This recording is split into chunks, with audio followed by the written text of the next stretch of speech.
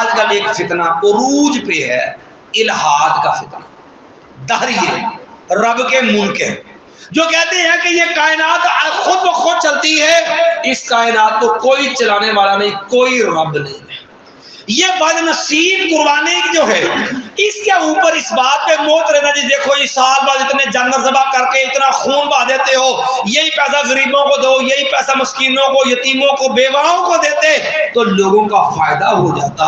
یاد رکھیے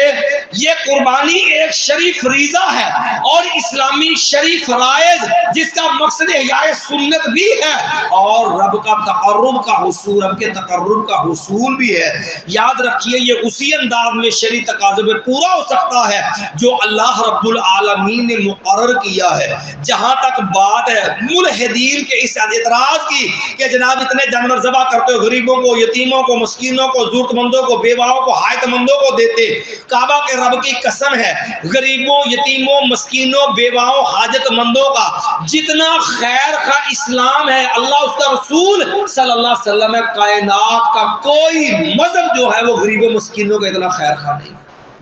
قربانی بذات خود غریبوں سے تعامل ہے، سارا سال بیچارے اتنی طاقت نہیں رہتے، گوشت لے کے کھاتے، مہنگائی ہے اور ان دنوں کے اندر وافر جو ہے ان کو گوشت میسر آتا ہے۔ اور اگر غریبوں کے ساتھ تعاون کی بات کریں،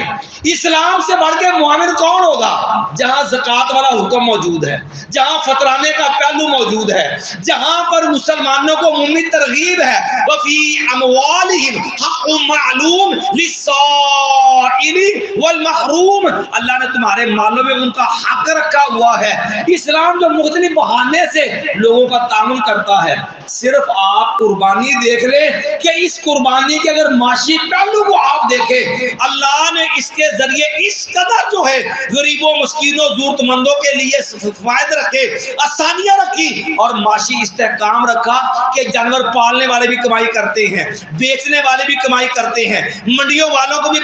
پیسہ ملتا ہے اور وہ جانور لوڈ کر کے لے جانے والے جو ہیں، وہ رکشہ چلانے والے جو ہیں، وہ پک اپ چلانے والے وہ بھی کمائی کرتے ہیں۔ جانور خریدنے کے بعد چارہ بیچنے والے، آپ ان کے کاروبار کا معاملہ چیک کر لیں، چارہ بیچنے کے بعد آپ قصاب کا معاملہ چیک کر لیں، ان کو بھی معاشی فائدہ۔ انہی قربانیوں سے آپ قصاب سے بڑھ کر کے پھر آگے چلیے، پھر اس کے جو ہے وہ گوشت کے ساتھ لوگوں کے ساتھ تعاون بھی ہے، پھر اس سے بھی آگے ان کے چمڑے ہیں، خریداروں کو فائدہ، اس کے آگے کارخانے چلتے ہیں، اس کے آگے ایکسپورٹ کا معاملہ ہے۔ علی ھذا القیاس ایک فریضہ ہے اور نچلے طبقے سے لے کے اوپر تک سب کے لیے کاروبار کے جو ہے مواقع میسر آتے ہیں۔ اس سے بڑی آسانی سہولت کون سی ہوگی غریبوں کے لیے؟ باقی رہ گیا اعتراض، جہاں تک ان لوگ جو معترضین ہیں، کبھی ان سے پوچھئے کہ آپ کی پراڈو سے نیچے بھی تو گاڑیاں ہیں، آپ کے آئی فون سے نیچے بھی تو فون ہے، ان غریبوں کے لیے تجھے بنگلے کی بجائے 5 مرلے کے مکان میں تو موت ہے،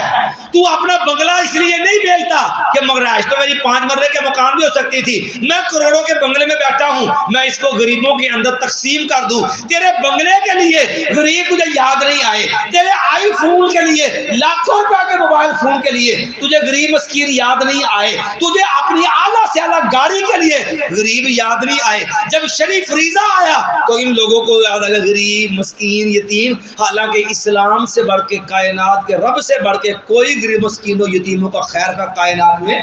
نہیں ہو سکتا۔ اس لیے ایسے ظالم جو پروپیگنڈا کرنے والے ہیں ان کو منہ توڑ جو ہے وہ جواب دینا چاہیے۔